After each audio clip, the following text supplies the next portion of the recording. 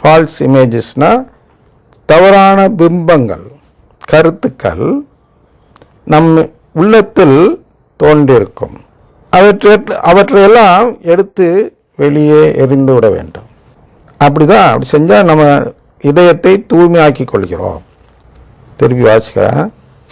We must humbly cleanse our hearts of certain false images drawn from this world.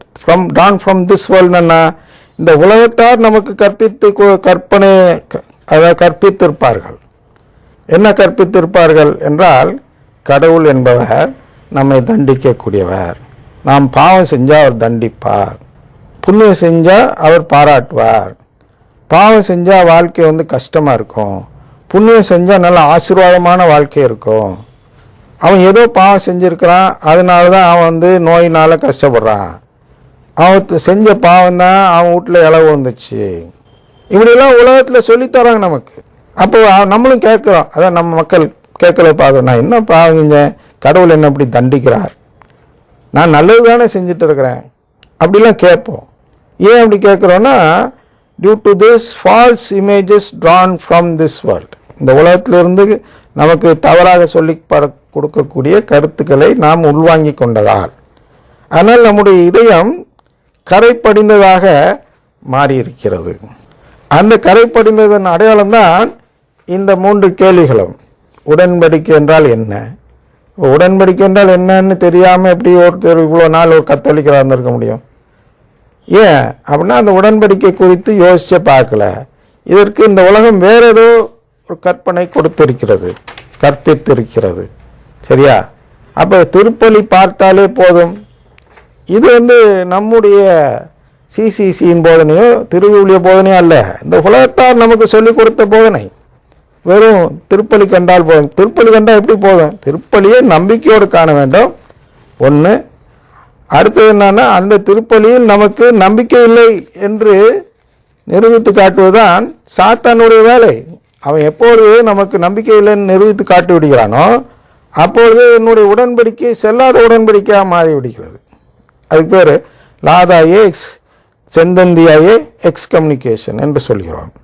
நான் நம்பிக்கையற்றவனாக மாறியதுமே நான் திருச்சியை விட்டு வெளியேற்றப்பட்டவனாக மாறிவிடுகிறேன் என்று கானன் லா 1365 நினைக்கிறேன் சொல்கிறது. 1365 தானாக வெளியேறி விடுகிறோம். Due to this false images down from this world. நான் ஃபால்ஸ் இமேஜை உள்வாங்கியதுமே என்னுடைய நம்பிக்கை மாறிவிடுகிறது. நம்பிக்கை மாறிவிட்டால் நான் ஒரு இந்துவாகவோ ஒரு முஸ்லீமாகவோ மாறிவிட்டவனாக மாறிவிடுகிறேன். அப்புறம் எப்படி திருப்பலி செல்லும்? திருப்பலி எப்படி போதும்?